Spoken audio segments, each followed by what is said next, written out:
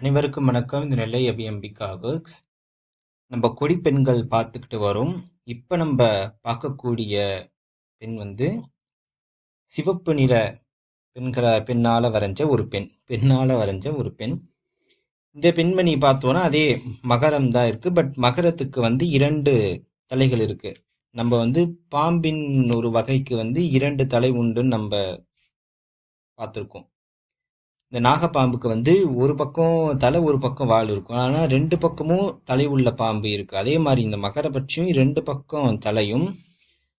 அந்த கொடிப்பெண் ரொம்ப நளினமா அந்த இடது காலில் தான் தன்னுடைய முழு பலத்தையும் பிரயோகித்து வலது காலை வந்து கிருஷ்ணர் மாதிரி அழகா மடித்து இடது கையை வந்து இடது தொடையில வைத்தா போல வலது கையை வந்து அந்த கொடி கருக்கு அந்த மகர வாயிலிருந்து அந்த கொடி கருக்கு அழகா போகுது.